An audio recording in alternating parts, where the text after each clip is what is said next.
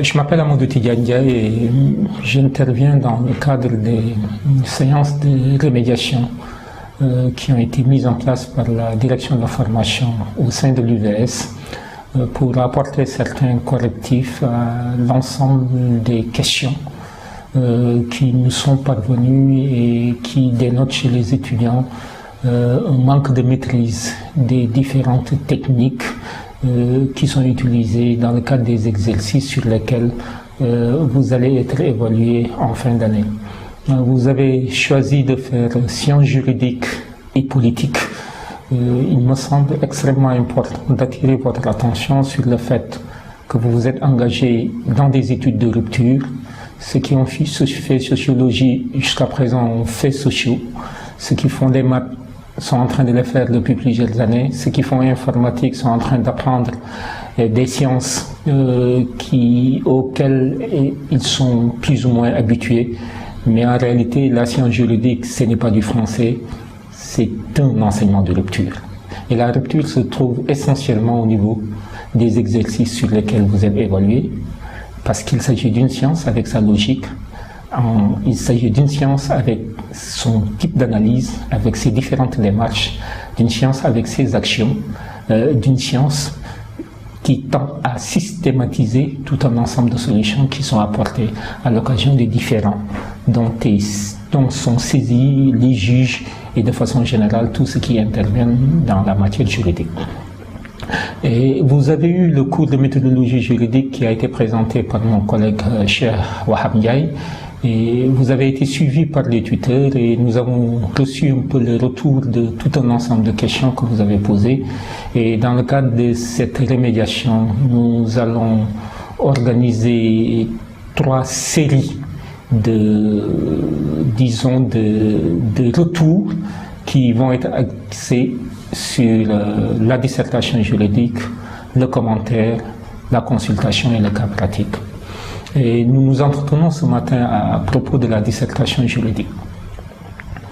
Mais en réalité, quand on vous parle de dissertation juridique, vous avez un peu le sentiment que vous n'ignorez pas la matière. Ce qui est exact et faux en même temps. Exact parce que vous dissertez, c'est comme M. Jourdain qui faisait sa prose depuis 40 ans sans le savoir, parce que nous faisons tous de la prose. Mais là, la dissertation juridique répond à certains canons que nous sommes, nous juristes, seuls à mettre en œuvre. Et nous insistons particulièrement sur les questions de forme qui sont essentielles, mais qui doivent également être adossées sur des développements de fond au service d'un raisonnement qui aboutit à une solution bien précise. Mais en fait, tout ceci est théorique, exprimé de cette façon. Mais tous les exercices sur lesquels vous serez évalué posent des problèmes. Et quand ces problèmes sont posés, on attend de vous que vous apportiez des réponses à ces problèmes, et des réponses juridiques. Alors, quand il s'agit d'une dissertation, on vous demandera de dégager la problématique. Quand il s'agit d'un commentaire, on vous demandera de faire sortir l'idée générale ou la question de droit qui a été posée. Quand il s'agit d'une consultation ou d'un cas pratique, on vous demandera d'apporter une solution à la question qui vous a été posée. Alors, nous avons la dissertation comme sujet. Alors, les questions qui ont été posées reviennent très souvent sur l'absence de maîtrise ou le caractère théorique des lectures que vous avez effectuées et qui ne vous permettent pas nécessairement de faire les exercices qui vous sont demandés. J'attire votre attention sur le fait que les juristes sont d'abord des personnes, et vous êtes des personnes qui avaient les mêmes qualités que les juristes. Vous avez votre bac, et on n'a pas besoin d'être un génie pour faire du droit. On a juste besoin du bac, et on a aussi besoin d'une forme de maîtrise de la langue française, et à partir du moment où ces postulats sont réunis, je vous garantis que vous êtes en mesure de faire une dissertation juridique. Alors, la dissertation juridique, c'est essentiellement 2 pôles forts, une introduction et des développements. Introduction et développement. Alors, l'introduction, on nous enseigne qu'elle doit comprendre cette partie. Nous avons la première partie qui consiste à amener le sujet, la deuxième partie à définir les termes du sujet, la troisième partie à dégager les intérêts du sujet, la troisième partie à faire ressortir le problème juridique, cinquième partie donc à apporter des solutions, esquisses générales de solutions, sixième partie, annoncer le plan et le justifier au préalable. Ça paraît compliqué, mais en réalité, vous le faites tous les jours. Vous le faites tous les jours, c'est juste une systématisation d'une démarche que vous effectuez tous les jours parce que vous passez votre temps à disserter. Par contre, jusqu'à présent, ce que vous n'avez pas fait, c'est problématiser, dégager des intérêts juridiques d'un sujet, apporter des solutions juridiques à un problème que vous avez posé, et ça c'est ensemble que nous allons reprendre sur la première, la deuxième et la troisième année. Mais dès la première année, il y a quand même des préalables qu'il faut maîtriser, et ce sont ces préalables sur lesquels vont porter essentiellement les exercices sur lesquels vous allez être évalué au cours de cette année académique. Alors, pour l'introduction, en ce qui concerne l'introduction, vous avez amené le sujet. Oui, une question est revenue très souvent, la question est revenue très souvent, comment amener le sujet? Mais le droit, c'est des problèmes qui sont posés. Les gens heureux n'ont pas besoin de droit. Quand tout le monde est heureux, on n'a pas besoin de droit. Mais c'est à partir du moment où il y a des problèmes qu'on a du droit. Et alors, les sujets sur lesquels vous êtes évalué posent des problèmes. Et alors, il faut toujours amener le sujet. Je vous donne l'exemple suivant. Je suis Charlie. C'est de l'actualité quand on vous demande de disserter. Sur le sujet suivant, je suis Charlie. On peut amener le sujet en disant que la liberté d'expression pose beaucoup de problèmes et on peut se demander notamment si tous les sujets doivent être traités dans le cadre de cette liberté d'expression. C'est ce qui justifie tout le débat que posent les caricatures qui ont été la source des troubles et d'attentats qui ont lieu en France. C'est une phrase. Deuxième sujet. Exemple, quel que soit l'exemple que vous avez la possibilité d'amener un sujet. Quand on vous dit la CREI, vous dites l'accès au pouvoir du nouveau président l'a obligé à faire face à certains de ses promesses oratorales, notamment en ce qui concerne la lutte contre la corruption. C'est ce qui explique la mise en place de la CREI qui a... Voilà. C'est amener le sujet, c'est-à-dire expliquer pourquoi on doit traiter le sujet. Et quand on amène le sujet, effectivement, la seconde étape, c'est de définir les termes du sujet. Oui, parce qu'en fait, pour disserter, il faut qu'on s'entende sur les termes du sujet. Oui, quand on vous dit la personnalité morale, ben, les journalistes utilisent la personnalité morale, l'économiste utilise la personnalité morale, le juriste utilise la personnalité morale, les juristes utilisent la personnalité morale. Et quand nous devons faire une dissertation sur la personnalité morale ou la personnalité juridique, nous sommes obligés de lui donner une définition en disant qu'il s'agit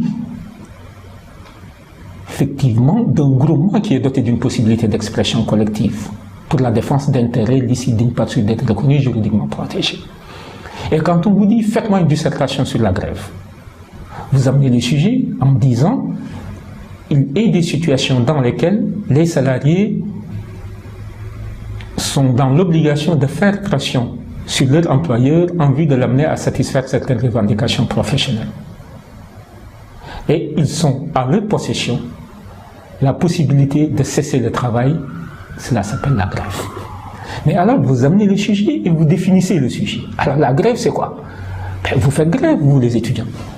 Tout le monde fait grève dans ce pays. Or, la grève correspond à une catégorie juridique bien précise, Cela s'appelle un arrêt concerté et collectif de travail pour la défense d'intérêts matériels et moraux des travailleurs. Quel que soit le sujet que vous avez, quel que soit le type de réflexion auquel vous êtes convié, il y a nécessairement une obligation de définir les termes du sujet, parce que si vous ne définissez pas les termes du sujet, vous ne pouvez pas vous en sortir. Troisième étape, oui, les intérêts du sujet. Oui, les intérêts du sujet, c'est pourquoi étudier un sujet. Pourquoi on doit l'étudier? Parce qu'il a un intérêt théorique, mais il a également un intérêt pratique. Oui, l'intérêt théorique, c'est de voir exactement qu'est-ce qui peut justifier toutes ces différentes évolutions de la notion de grève. Vous avez les grèves perlées, les grèves en boule de neige, toutes les formes de grève que vous avez. Est-ce qu'elles sont licites? Est-ce qu'elles sont acceptables? Deuxième intérêt, c'est l'intérêt pratique de la grève. Et finalement, dans le contexte que nous avons, est-ce que la grève est efficace pour faire aboutir certaines revendications? Vous avez ces diptyques entre intérêt théorique et intérêt pratique. Après ces différents intérêts, vous dégagez une problématique. Et quand vous dégagez la problématique, vous apportez des solutions, vous annoncez et vous justifiez le plan.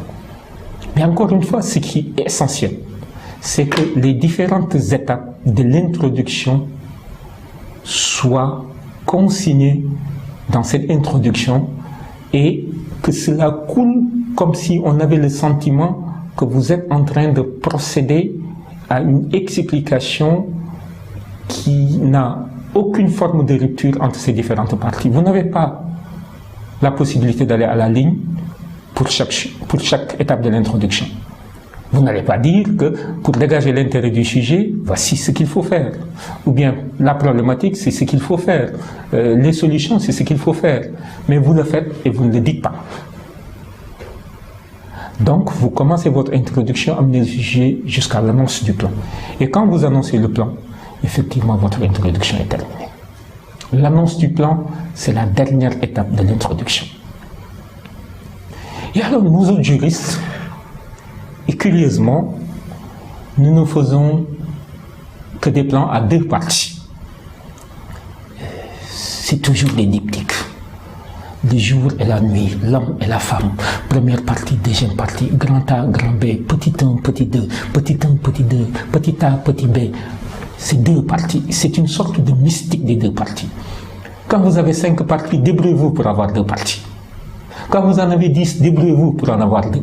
Quand vous avez une partie, débrouillez-vous pour l'éclater en 2 parties. Il faut 2 parties.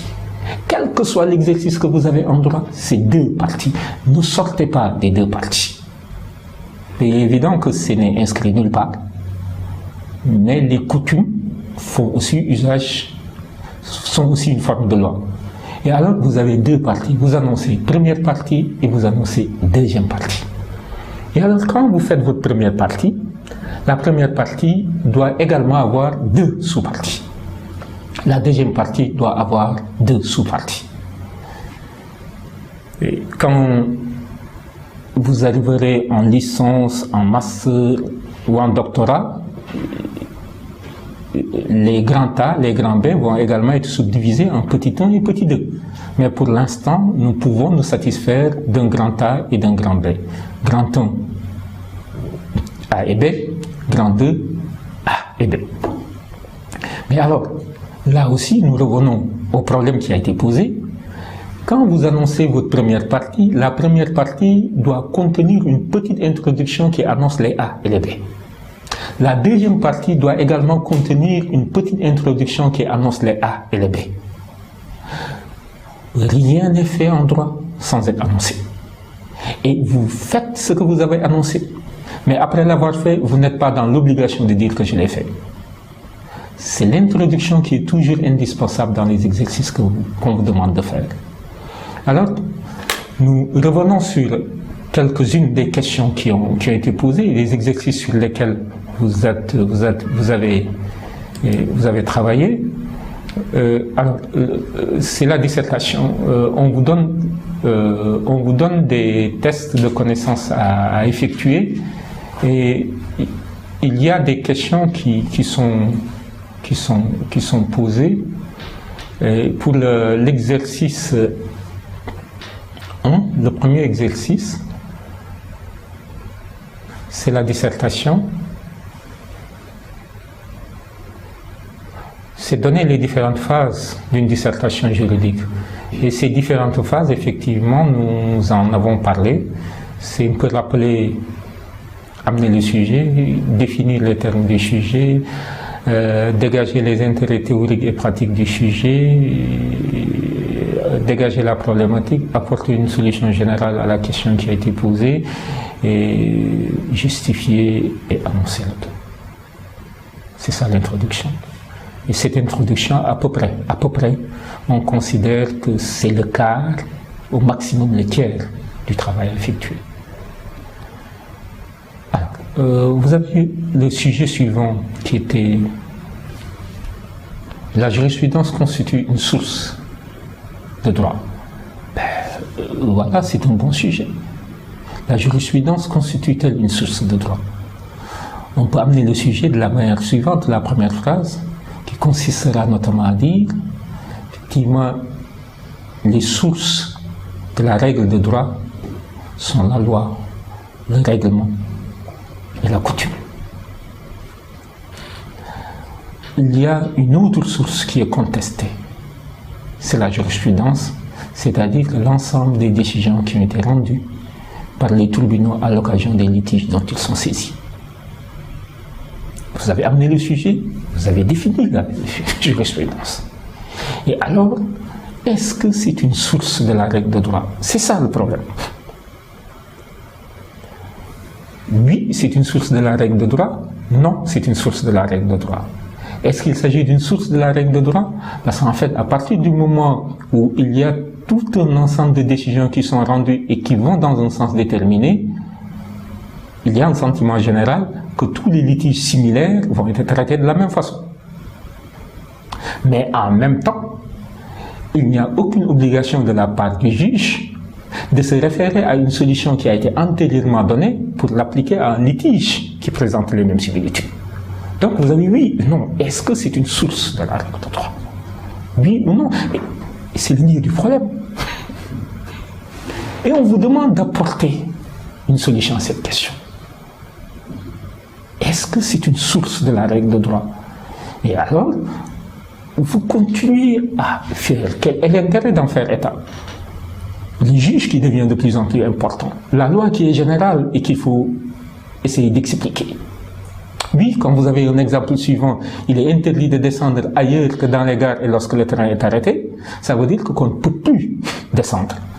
On ne descend ailleurs que dans les gares? Oui. Et lorsque le train est arrêté, ça veut dire qu'on ne descend pas lorsque le train est arrêté. C'est une explication intelligente qu'il faut effectuer.